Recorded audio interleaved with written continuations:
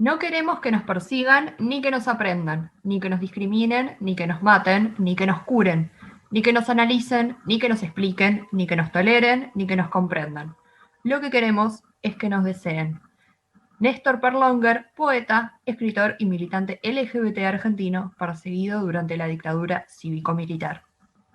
Muy buenos días, buenas tardes, buenas noches, según cuando estén viendo, escuchando este nuevo video de Regenerades 10, en este 17 de mayo, el Día Internacional de Lucha contra la Homo-Lesbo-Transfobia, que se celebra cada año para denunciar la discriminación de la cual son objeto todas las personas homosexuales, transexuales, bisexuales, lesbianas en todo el mundo. Por eso, desde este espacio de educación con perspectiva de género, queremos aportar un poco más desde nuestros lugares para contribuir a denunciar esta realidad y visibilizarla.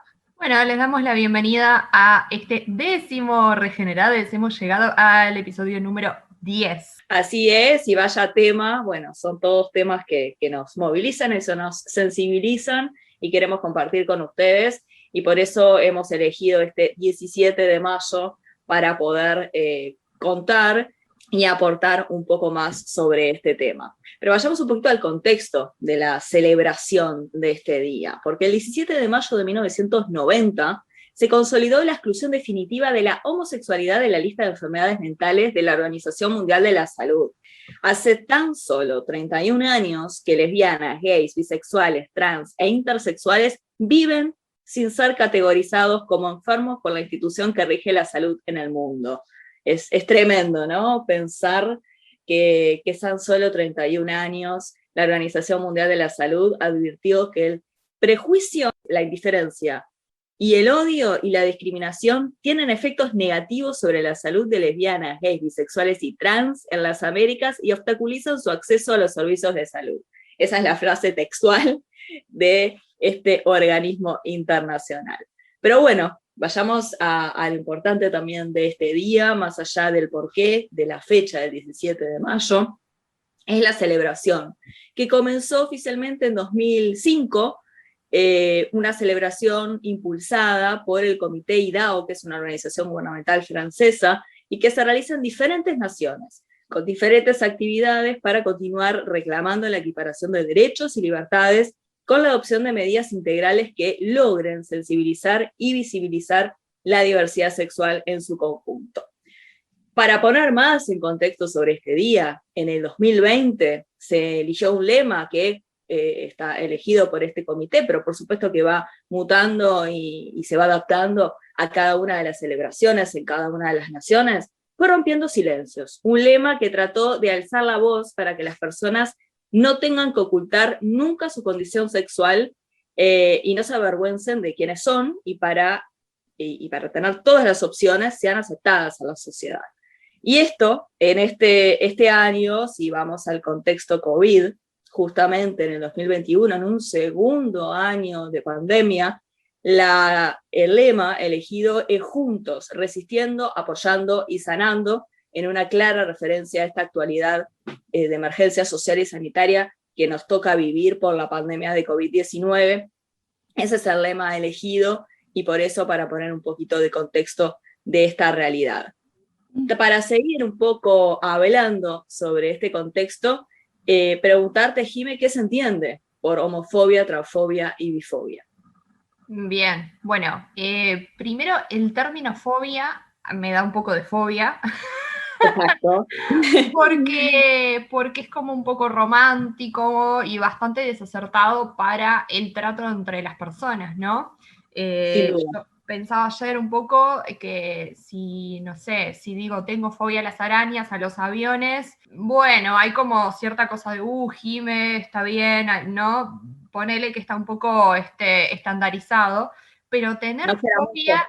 Claro, si yo te digo, che, André, mira, tengo fobia a las personas, a X personas y a sus elecciones sexuales, pensándolo así, es un poco absurdo, ¿no? Sí.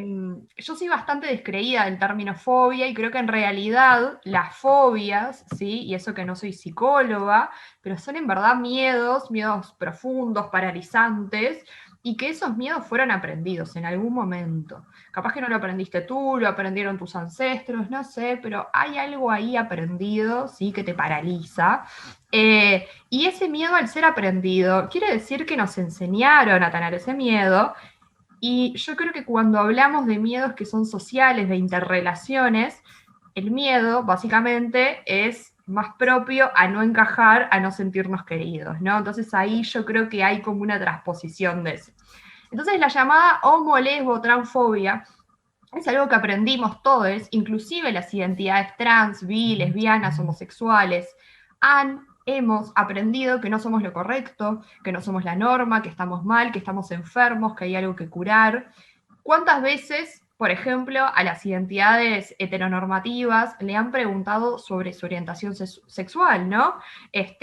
¿Cuántas veces una persona heterosexual tuvo que justificar su orientación? Es decir, no, yo la verdad que decidí ser hetero a los 15, cuando estaba viendo una novela, ¿no? Como que no pasa, ¿no?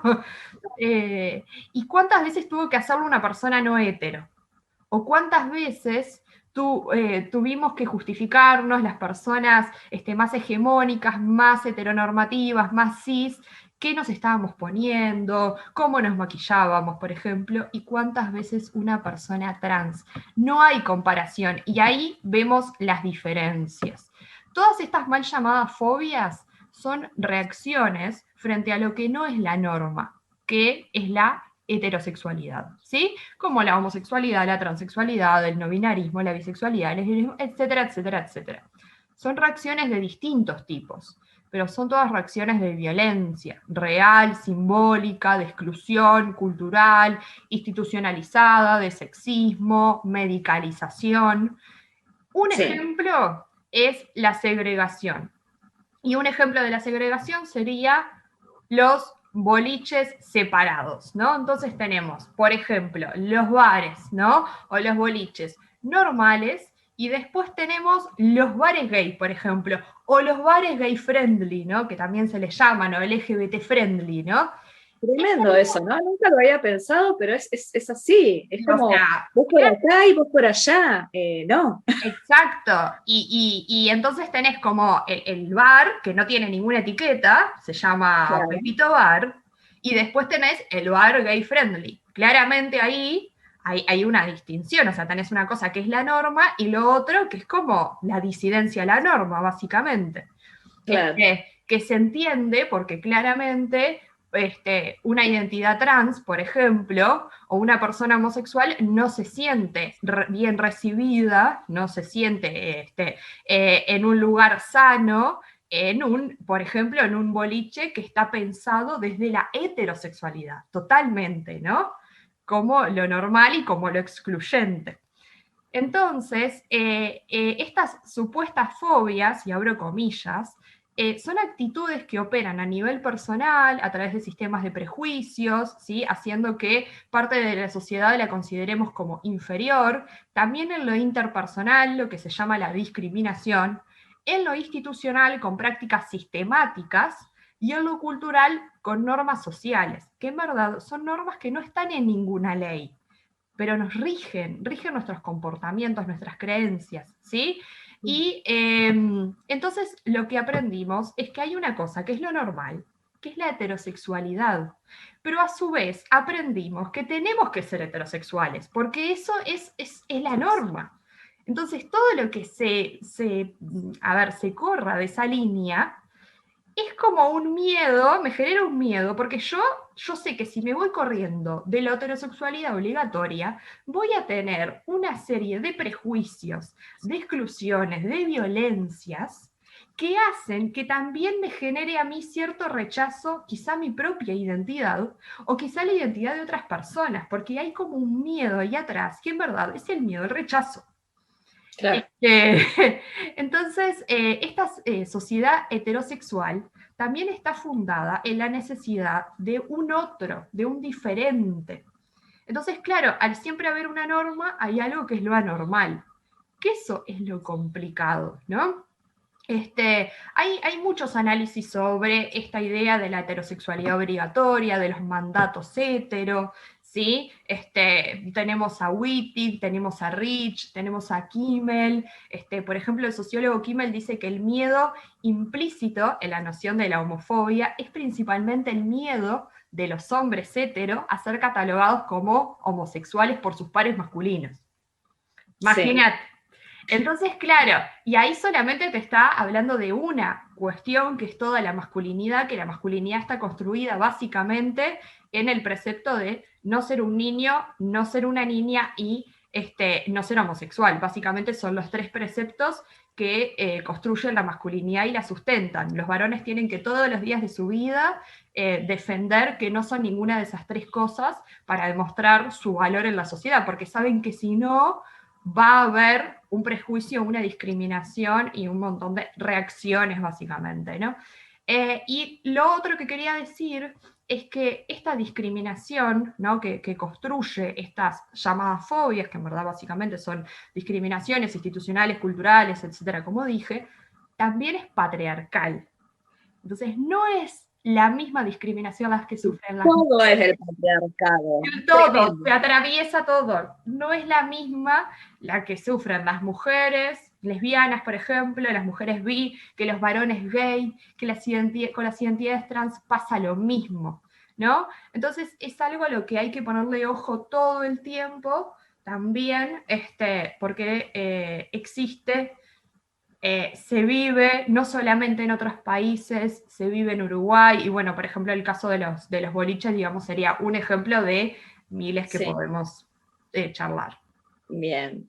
Y sigamos también poniendo el contexto de este día y de este tema para citar un poco más y apoyar y aportar al contexto, porque, por ejemplo, según la Agenda 2030, el desarrollo sostenible establecido por las Naciones Unidas, se espera la aprobación de políticas, leyes, y de esta forma acabar de una vez por todas con la discriminación que tantos problemas sociales ha causado a toda la humanidad. Pero sin embargo, vayamos a algunas cifras para tener en cuenta un poquito este tema.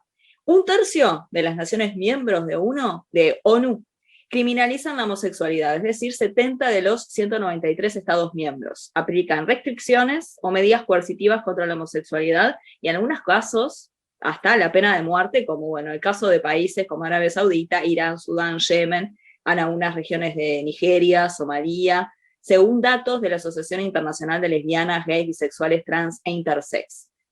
Por otro lado, son solo 123 Estados miembros donde la homosexualidad está considerada como legal, pero solo en la mitad de estos 123 estados existe una legislación específica que protege los derechos, ya sea la lucha contra la homofobia, la adopción de medidas socioparentales para el matrimonio o adopción de niños y niñas. Esto para seguir trayendo datos a esta realidad. Y este día se celebra en 123 países y tan solo en 37 de ellos la homosexualidad es ilegal. O sea, seguimos aportando un poco de contexto a este día. Muchas personas siguen viviendo con miedo de mostrarse libremente por las calles, junto con la persona que aman. Y también otro tema que preparando este tema preocupa, es que cuando hablamos de la pandemia que estamos viviendo, agudiza las crisis. Lo hemos visto en diferentes episodios que hemos hablado de regenerades, en otro tipo de instancias, que agudiza las crisis, las pandemias y las crisis sanitarias y sociales, las realidades existentes. Y también está agudizando las crisis de las personas homosexuales, porque hay muchísimas graves denuncias a nivel mundial de los tratos que están recibiendo en las salas de emergencia, en los centros de salud. También la violencia, el retraso, ¿no?, de los servicios específicos, ¿no?, los servicios esenciales para el tratamiento de HIV, los servicios médicos de afirmación de género, porque bueno, ahora todo es COVID, entonces nos olvidamos también de que existen otras necesidades de la población. Y esta población también está sufriendo esos retrasos y esa vulneración de sus derechos. También muchísimas más denuncias aún de violencia de género, de violencia intrafamiliar que está sufriendo las personas LGTB. Así que bueno, nada, también muchas de estas personas están sufriendo muchos problemas a nivel de su trabajo, porque tienen trabajos informales, porque carecen de acceso a licencias por enfermedad remuneradas o a indemnización por desempleo. Entonces, bueno, también las crisis están agudizando aún más estas situaciones y estos algunos datos nada más para poner un poco en contexto. Y por eso también en este espacio de educación con perspectiva de género siempre tratamos de aportar un poco más desde la mirada educativa. ¿Y cuáles serían las herramientas? ¿Cómo podríamos contribuir desde la educación para un mundo sin discriminación? Porque lo que hablábamos, ¿no? Esto, la fobia, no, esto no es fobia, esto es discriminación, lo que estamos viendo. Sí, tal cual. Bueno, nada, qué fuerte cómo esta cuestión sanitaria saca a la luz un montón de miserias, ¿no? Que tenemos como humanidad, y cómo no recibimos el mismo trato en general, ¿no? Y bueno, una de las cuestiones es por clase, por raza, y bueno, y por género, orientación sexual, identidad, ni que hablar, ¿no? Por eso es tan importante días como hoy de lucha, de visibilizar las problemáticas que existen y dar luz a algunas de las cuestiones que podemos hacer para pensar y repensarnos. Y el aula, los espacios educativos, son espacios fundamentales, donde se construye la realidad, ¿no? Donde vamos aprendiendo muchas de las cosas que luego nos configuran nuestra identidad, nuestra ciudadanía. Hay una frase de Diego Sempol, académico y militante, ¿sí? Por estas cuestiones en nuestro país, que dice: las aulas no son espacios neutros desde el punto de vista genérico y sexual, sino que están profundamente reguladas por la heteronormatividad, que busca reforzar y legitimar, la heterosexualidad y la relación entre sexo e identidad de género. ¿Sí? Entonces, son un espacio donde la heterosexualidad, la heteronormatividad se refuerza, se construye también, ¿sí? Y son, por lo tanto, un buen espacio para deconstruir quizás mensajes que vienen desde los medios de comunicación o mismo de las propias familias. Son un gran espacio para también revisarnos como docentes, como familiares, como personas que están en contacto con niñas, niñas y adolescentes. La educación Eso en es un diversidad. poco, ¿no? Sí. Mencionabas, y perdón la interrupción, No, ¿no? Esto del sí. aula, y me viene a la cabeza dos cosas. Una, como esa reproducción de la heteronormatividad, cuando éramos niñas nos hacían las filas, ¿no? Niña, niño. Claro, que Eso es sigue. como algo que realmente hace muchísimo ruido viéndolo a la luz de esta realidad actual. Sí. Y por otro lado, yendo a estos ejemplos y a esta realidad que está trayendo la pandemia, ¿cómo son tan necesarios esos espacios presenciales para seguir visibilizando esto, ¿no? Porque no vas a enseñar una clase de educación sexual a través de la virtualidad. Y sí, lo podés hacer, pero de una forma bastante distinta que si lo hicieras en un espacio. Y volviendo a reforzar y volviendo a recomendar el episodio 1 de Regenerades, cuando hablábamos de la educación con perspectiva de género y lo tan importante que es la educación en las aulas. Nada, eso me trae a la luz como muchas de las cosas y la importancia de poder tener estos espacios educativos presenciales. Sí, sí, totalmente, porque hay cuestiones que salen, emergentes, dudas y demás, que solo en la relación interpersonal presencial se pueden dar.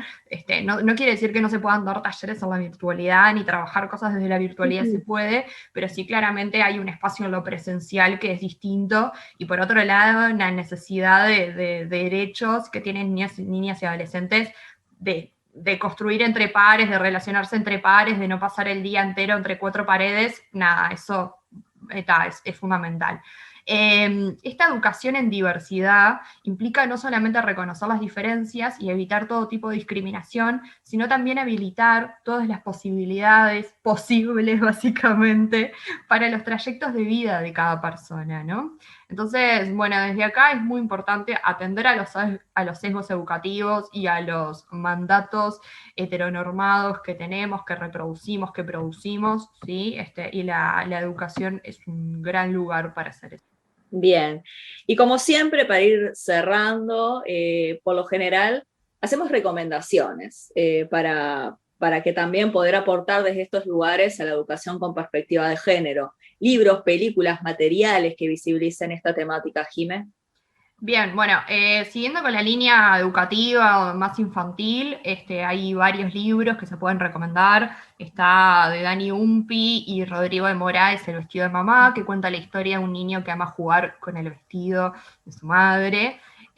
Bueno, después tenemos Un chico de pelo largo, de Benjamín Lacombe, que cuenta la historia de Loris, un varón con pelo largo al que confunden muchas veces con una chica. Después hay una historia que se llama Armando, de Fernando Pérez Hernando, que aborda el estereotipo que vincula al hijo varón con el fútbol, está súper interesante.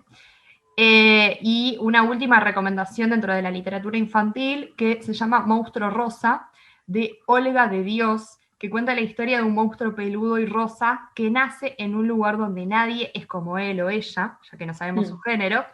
Y Sí. en la primera página del libro está dedicado a todas las personas que alguna vez se sintieron monstruo rosa. ¿Sí? Así que nada, esas como en literatura infantil, paso de estas 4 recomendaciones, hay muchas más, pero bueno, que se pueden llevar a los espacios educativos.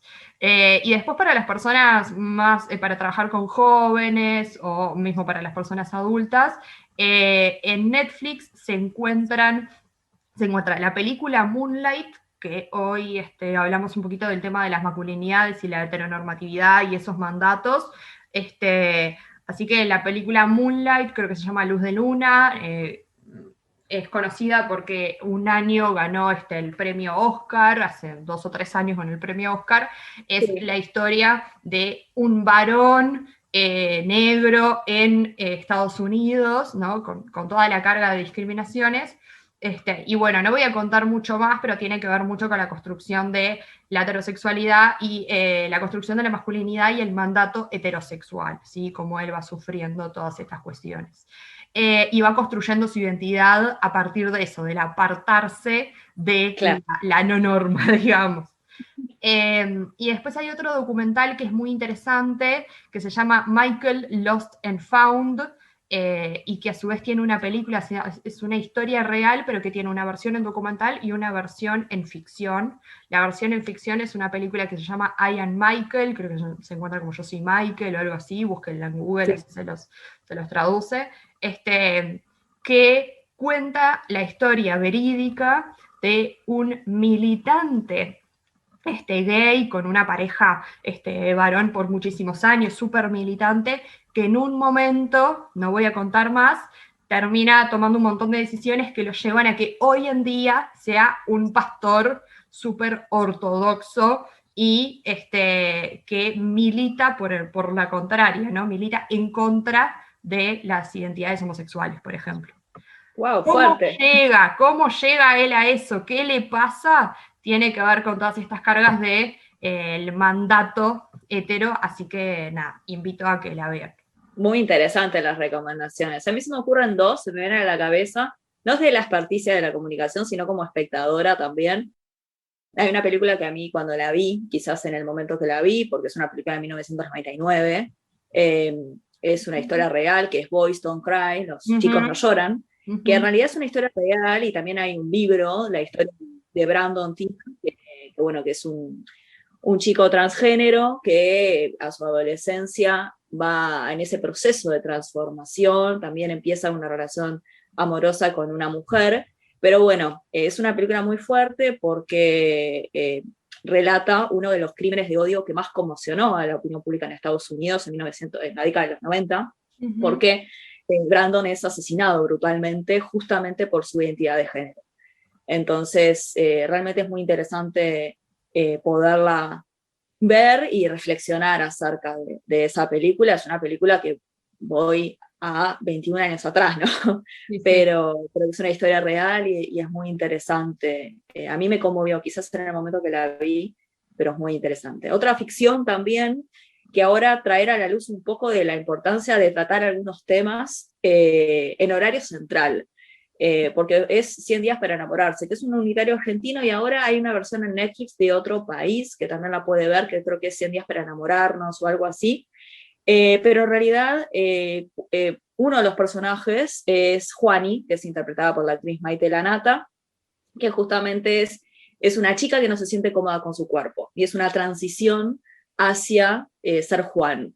Y cómo, bueno, el desconocimiento de su madre, interpretada por la actriz Nancy Duplá, no sabía cómo ayudarla hasta que va ayudándola en todo ese proceso de transformación, ese apoyo de la familia que fue fundamental, pero más que nada es un personaje y una de las tantas historias de una novela, pero me pareció muy interesante cómo en horario central, en una ficción, puede traer a la luz este tipo de temas para que las familias puedan debatir, informarse y visibilizar estos temas. Así que nada, dos ficciones que traigo también para recomendar. Y bueno, y cerrando un poco este tema, este es un día muy importante y representa también un hito mundial anual para llamar la atención a tomadores de decisión, en los medios de comunicación, la población en general, sobre esta alarmante situación que enfrentan las personas con diversas orientaciones sexuales, identidades, expresiones de género y características sexuales, que esperamos haber sido un gran aporte a visibilizar y denunciar. Por eso seguimos afirmando que esto no es fobia, sino que es discriminación,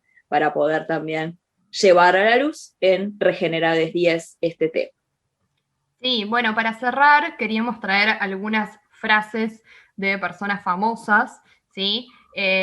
Por ejemplo, odio la palabra homofobia. No es una fobia, usted no tiene miedo, usted es un idiota. De el actor Morgan Freeman.